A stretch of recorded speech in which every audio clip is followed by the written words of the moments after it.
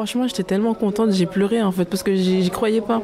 Franchement, j'y croyais pas. Je me disais, enfin, parce que quand j'y pensais d'où je venais en fait, parce que je viens de très loin, je dormais, parfois je dormais même dehors, et quand j'ai vu ça, je me dis en fait, les choses avancent en fait, et je suis contente. Emmaüs Défi, une histoire solidaire. Bienvenue dans la 3e étape de ce voyage documentaire qui vous propose un récit en 5 épisodes au sein de l'action solidaire de Emmaüs Défi. Vous ferez connaissance avec des personnes au parcours de vie cabossé et qui retrouvent, grâce à un travail pas comme les autres, le chemin de l'insertion et de la dignité. Vous rencontrerez aussi celles et ceux qui les accompagnent dans ce parcours. Aujourd'hui, nous parlons santé et logement. 2 aspects de la vie qui peuvent paraître simples et acquis quand on est dans une situation stable, mais qui peuvent devenir des problématiques terribles pour les plus démunis. Santé et logement sont 2 axes prioritaires sur lesquels les équipes d'Emmaüs Défi travaillent avec les salariés en insertion. Le premier témoignage que vous entendrez est celui de Mamadou, salarié en insertion. Il partage son cheminement vis-à-vis du logement, depuis les centres d'hébergement d'urgence jusqu'à l'obtention d'un toit pérenne. Moi, je m'appelle Diallo Mamadou, je travaille ici pendant 2 ans maintenant. Moi, je travaille dans l'équipe textile. Quand vous êtes arrivé ici, on a commencé à travailler avec vous sur les questions de logement. Oui, on a commencé à travailler dans les questions de logement avant, quand on n'avait pas de logement, qu'on était là. Ouais. On a travaillé ici, on a eu des contrats.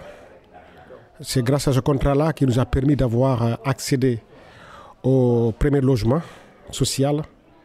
Et grâce à Emmaüs, grâce à nos contrats, c'est ça qui nous a permis d'accéder au logement maintenant. Au contrat de travail, du coup, c'est ça ? Du contrat de travail. D'accord.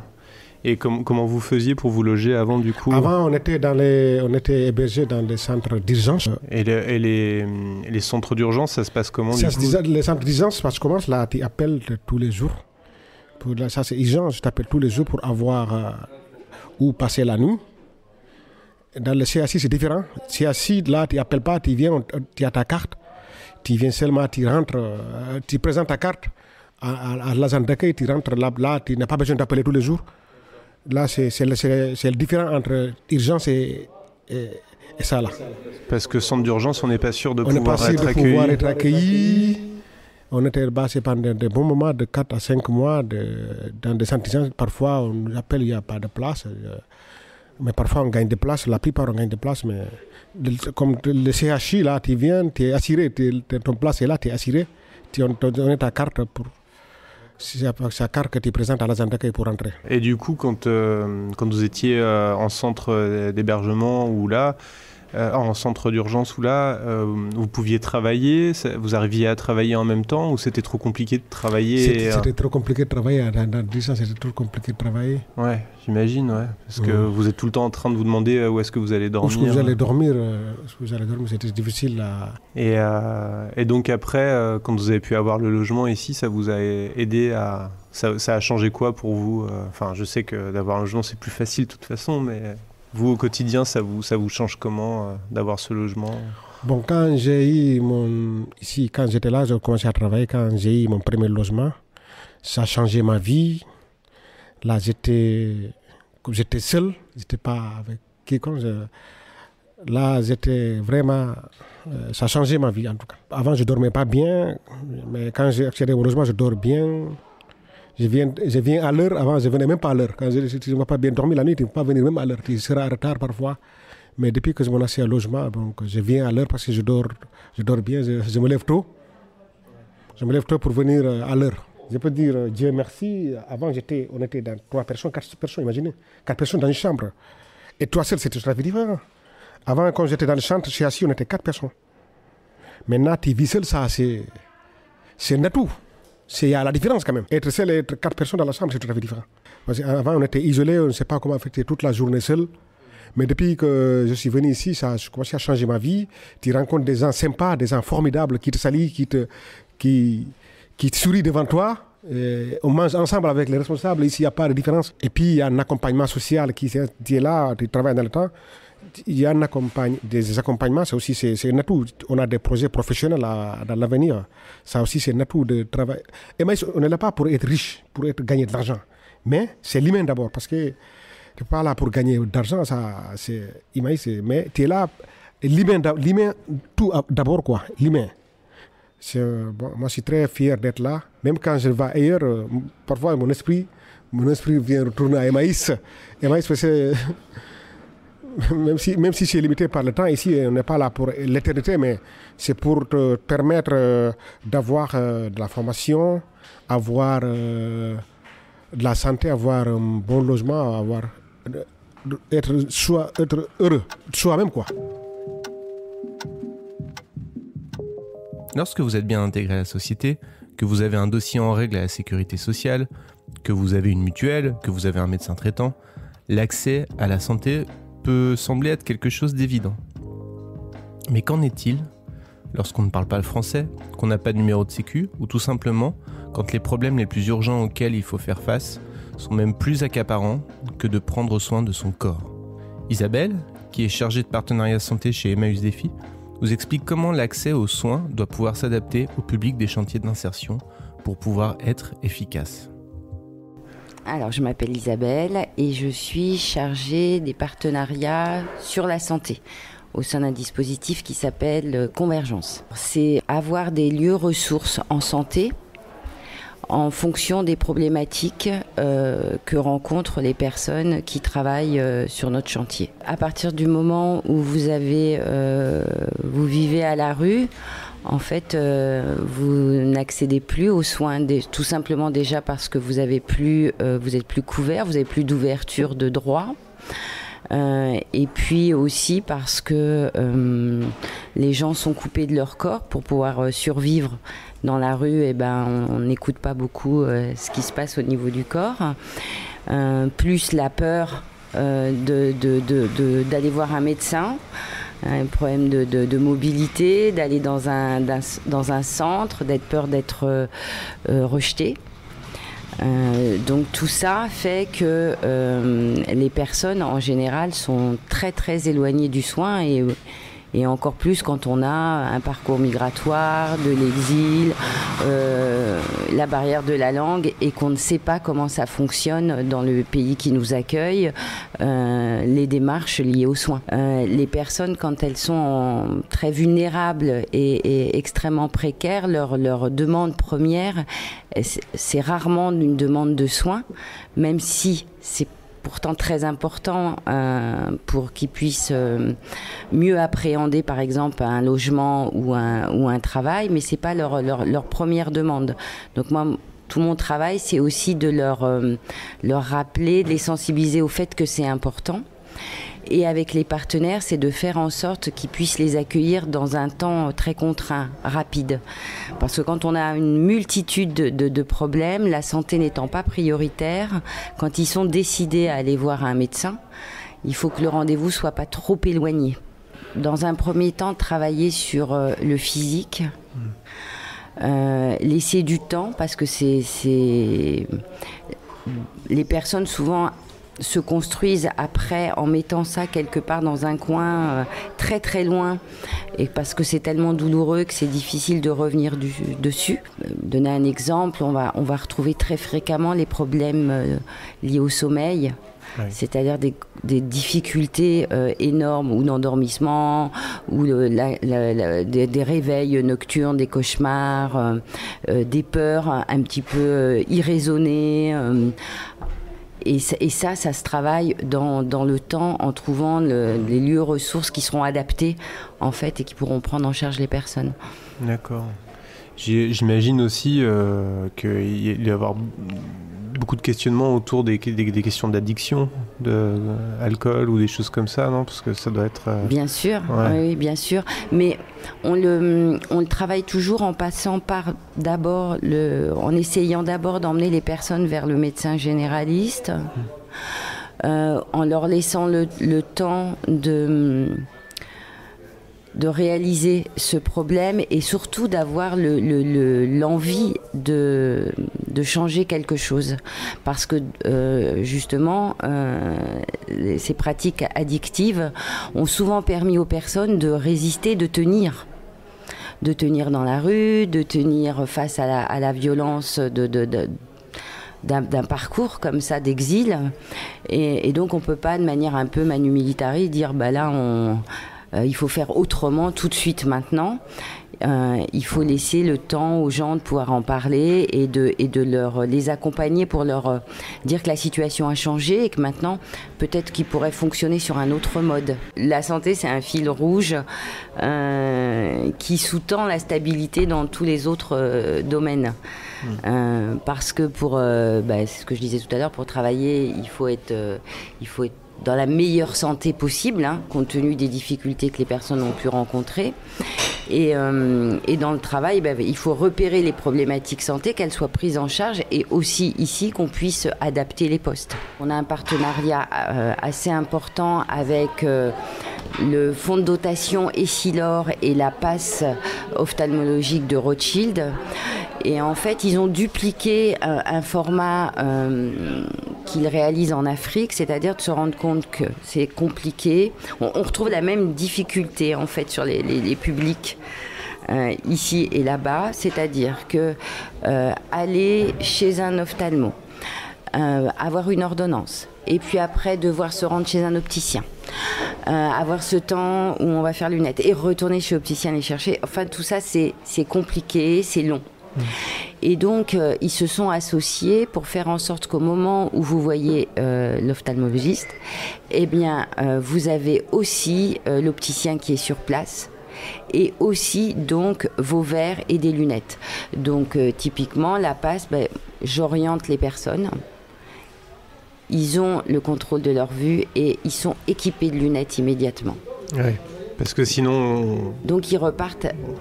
tout de suite avec leurs lunettes, ils voient l'effet immédiat et on perd pas de personnes en route. Dafka est une jeune femme dynamique, débrouillarde, intelligente. Un parcours de vie et des circonstances personnelles l'ont privée d'un logement stable. En écoutant son récit, vous comprendrez comment une telle situation peut frapper tout le monde et comment trouver un logement peut permettre de reconstruire sa vie. Je m'appelle Dafka et je suis standardiste à Emmaüs. D'accord. Ouais.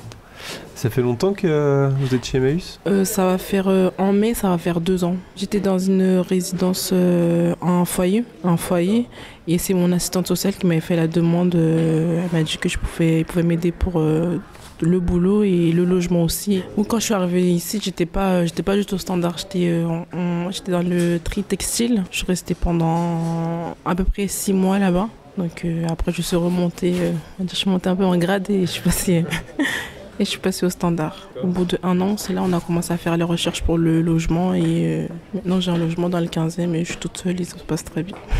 Le quartier il est plutôt pas mal, c'est plutôt tranquille de là où j'étais parce que le foyer c'était dans le 18e et je pense que c'est ça qui a fait avancer mon dossier parce que le quartier du 18e c'était pas du tout adapté pour moi parce qu'il y avait tout ce qui il y avait là-bas et dans le 15e, c'est super calme. Le foyer, c'était difficile comme environnement du coup ? Oui, c'était difficile déjà par mes voisins qui faisaient beaucoup de bruit ou des trucs comme ça. Et le quartier, il y avait, c'est entre Marcadet et Château-Rouge, donc du coup, il y a les prostituées ou autre chose à côté, donc du coup c'était un peu, je me sentais pas du tout bien là-bas. Du coup, on dort pas bien, on dort pas, on est mal et j'imagine que quand on dort pas, on a du mal à travailler. Oui, c'est ça. Parce que le matin, je me réveillais, j'étais fatiguée ou je dormais pas la nuit parce que j'avais un peu peur. Donc. Et c'est là où vous étiez serveuse, c'était à ce moment-là du coup ? Oui. D'accord. Et donc en plus serveuse, c'est hyper fatigant quand même. Oui. Donc mais je suis pas restée longtemps, je suis restée parce que je faisais des petits boulots aussi, je faisais des gardes d'enfants, aide aux personnes âgées. Est-ce que je peux vous demander où vous étiez avant d'être dans le foyer ? Vous aviez Avant, j'étais chez ma famille, ça s'est pas bien passé en fait. Donc du coup, c'est pour ça que je me suis retrouvée à la rue, mais avant j'étais avec ma famille. D'accord. Et donc vous avez dû quitter votre famille pour trouver un logement hyper vite quoi. Oui. Ça a pris du temps, ça a pris beaucoup de temps, mais ça arrivait quand même. Et là, je peux dire, enfin, je suis bien. Faut vraiment du courage, en fait, mentalement, parce que sinon, on peut vraiment se trouver vraiment au plus bas. Donc, ça va. J'ai eu les bonnes aides, on va dire. J'ai eu beaucoup de soutien des services sociaux qui ne me lâchaient pas, donc... Je suis très contente du coup. Et le fait d'avoir le logement maintenant, ça a changé beaucoup de choses pour vous du coup ? Énormément. Franchement, ça ne se voit pas, mais je dors beaucoup mieux. Je suis plus... je suis plus tranquille maintenant en fait. Dans le quartier, c'est un quartier super tranquille et je peux vraiment me reposer parce qu'avant je savais pas du tout ce que je voulais faire. Parce que même si j'ai obtenu mon bac, je voulais faire des études, mais vu que j'étais à la rue, je pouvais pas. Et maintenant, je peux vraiment réfléchir à mon avenir. Le jour où je suis arrivée. Le jour où tu es arrivée dans ton nouvel appartement, qu'est-ce que ça t'a fait? Franchement, j'étais tellement contente, j'ai pleuré en fait, parce que j'y croyais pas. Franchement, j'y croyais pas. Je me disais, parce que quand j'y pensais d'où je venais en fait, parce que je viens de très loin, parfois je dormais même dehors, et quand j'ai vu ça, je me dis en fait, les choses avancent en fait, et je suis très contente que Amel ou mon CIP, ils m'ont pas lâché en fait. Parfois, on se sent abandonné, on dit que les choses n'avancent pas ou je vais quitter ici ou quoi que ce soit, mais franchement, les choses, j'étais très contente quand je suis arrivée. Je me suis dit, waouh.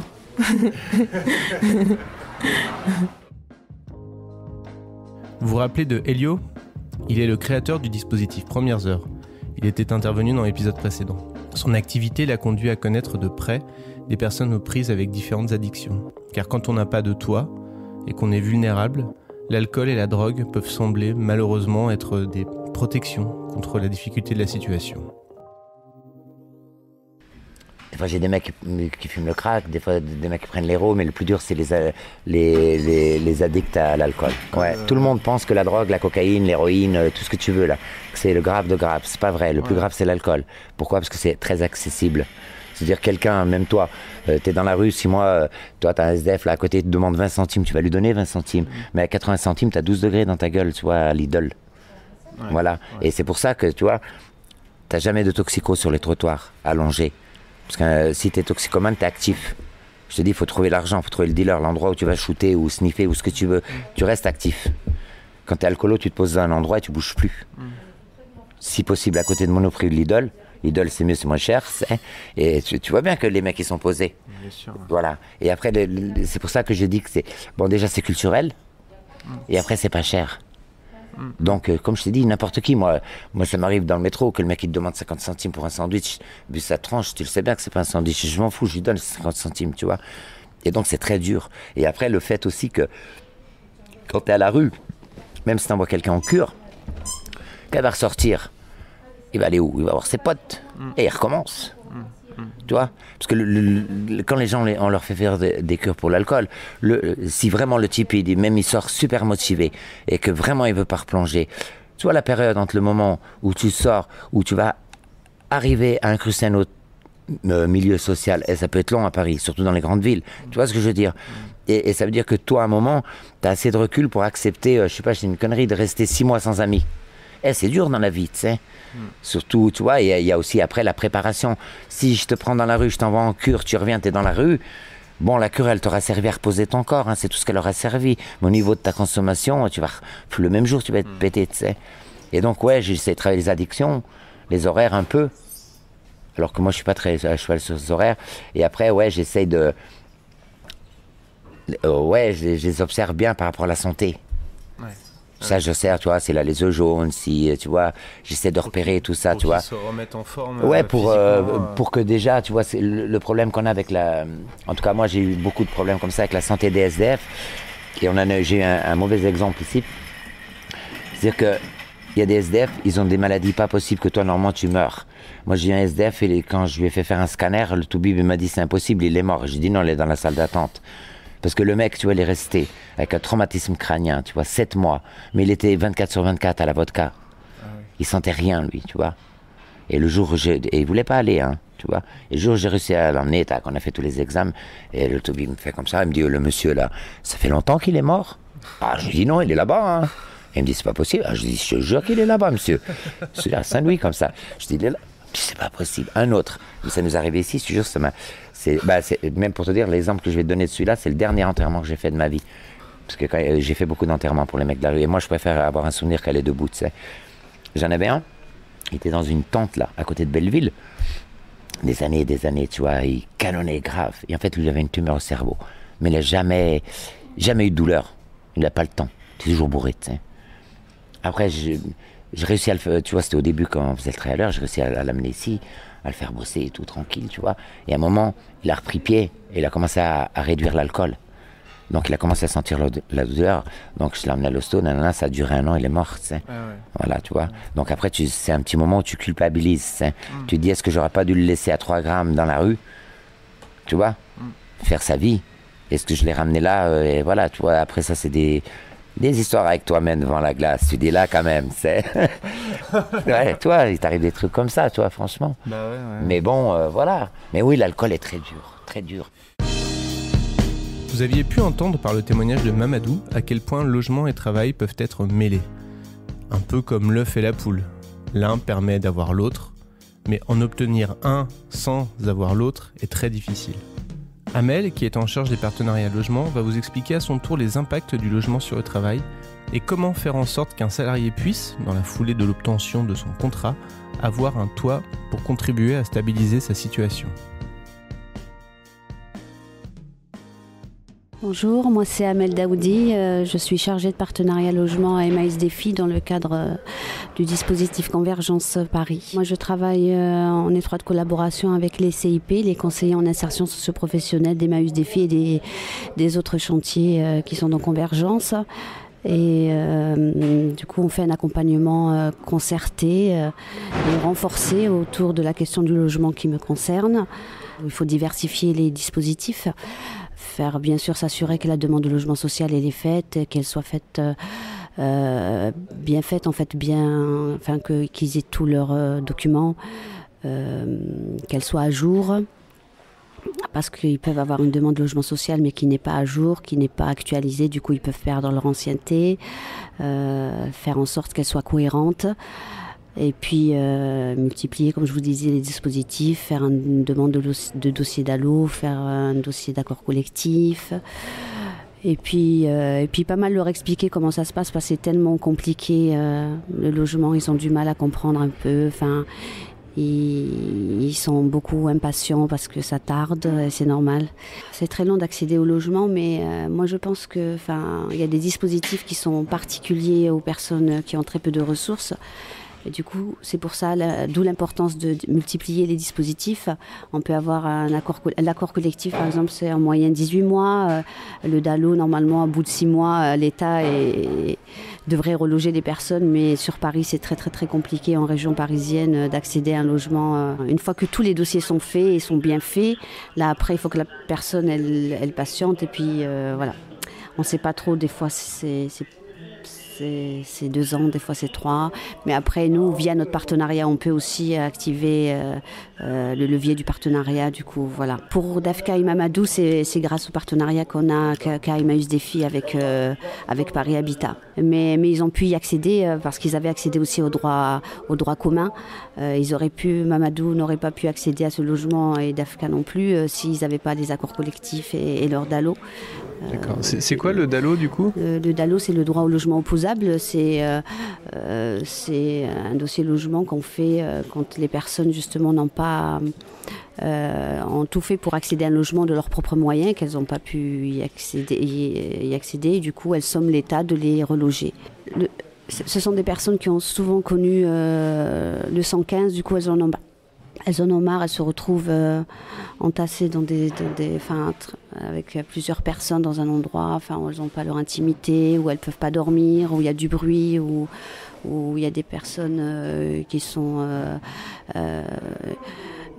sous l'emprise de l'alcool ou d'autres drogues. Du coup, quand on travaille, c'est très très compliqué elles préfèrent se planquer quelque part et pouvoir dormir tranquillement et puis venir au travail. Mais bien sûr que nous, du coup, comme les personnes travaillent, comme je vous disais tout à l'heure, comme elles ont une fiche de paye, du coup, bien sûr, on essaye d'activer tous les leviers qu'on a pour les faire accéder à une meilleure situation en logement. D'accord. Et il y a des cas de figure qui permettent d'accélérer l'accès au logement ?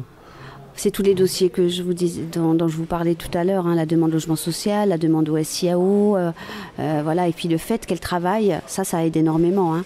Ça fait accélérer le fait d'avoir des ressources. Des ressources, ça aide énormément, ça peut accélérer une demande de logement social, oui. D'accord, ok.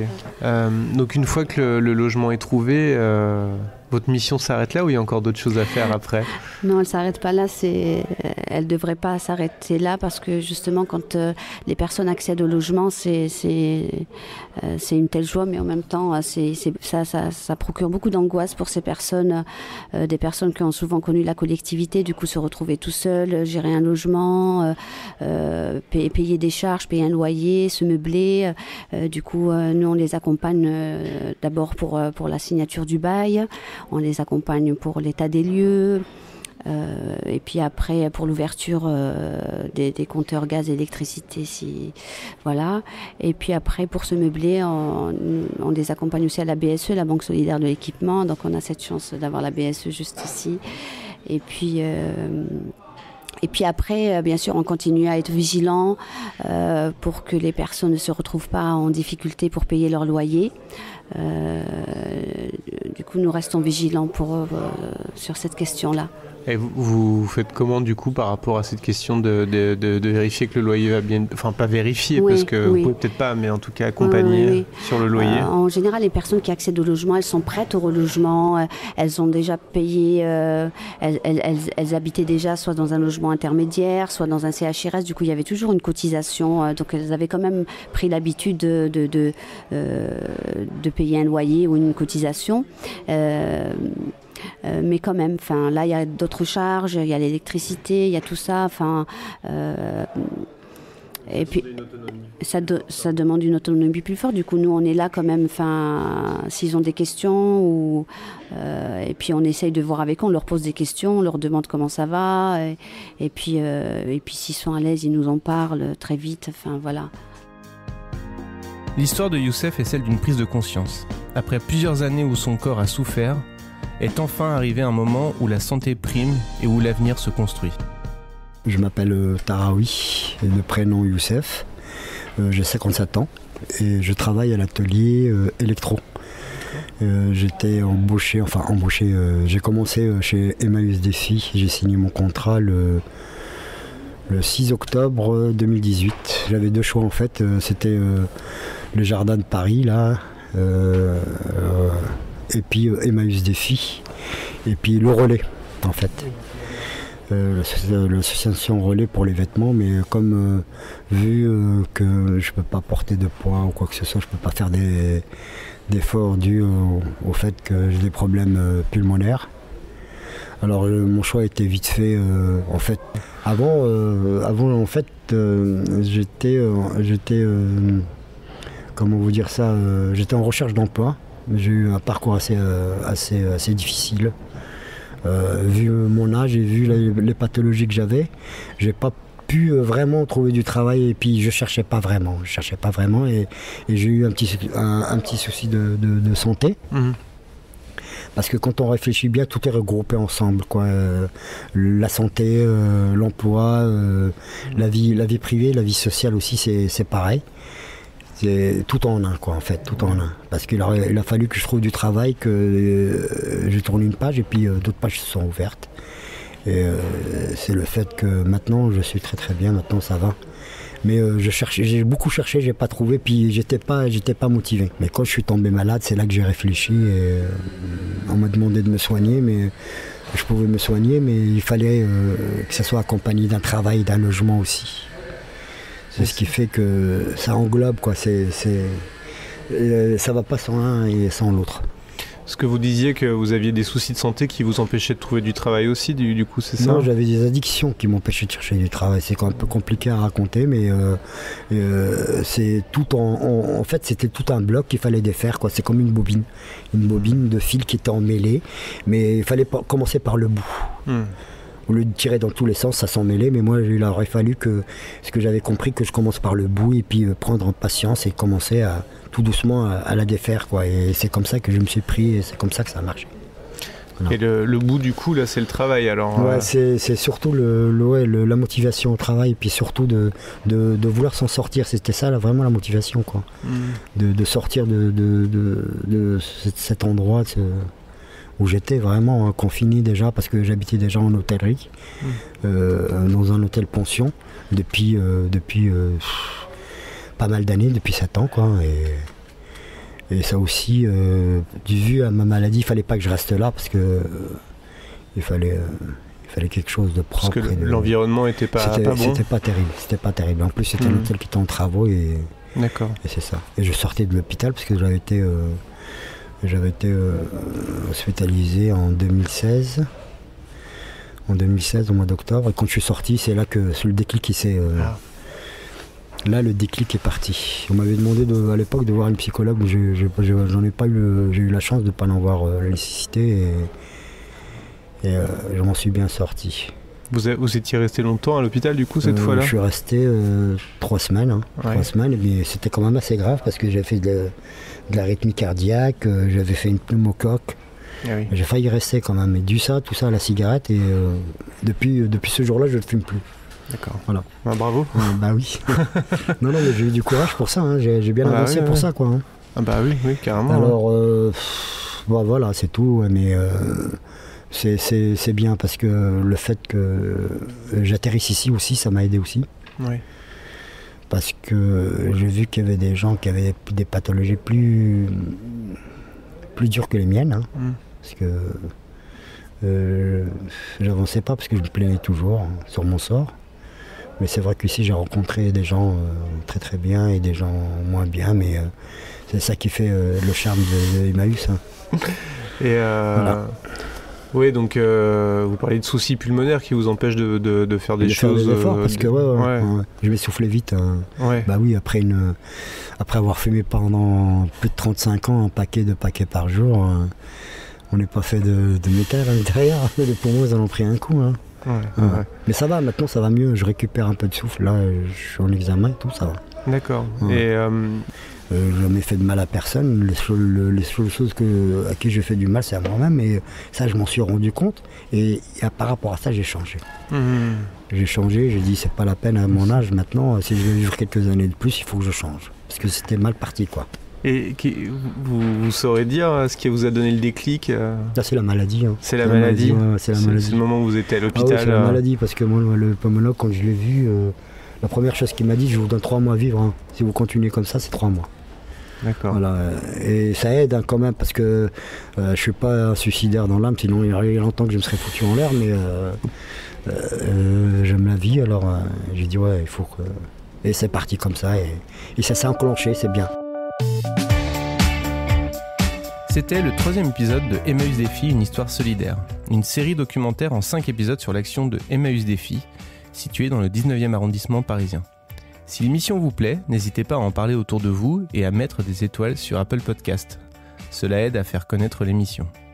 Un immense merci à toute l'équipe de Emmaüs Défi, à nos intervenants du jour, Amel, Dafka, Elio, Isabelle, Mamadou, Youssef, et encore un grand merci à Philippine Garde. Ce récit documentaire est produit par Micro Stockholm avec la collaboration de Emmaüs Défi. L'émission est réalisée par Martin Gamara avec l'aide de Juliette Seblon. À très vite pour le prochain épisode.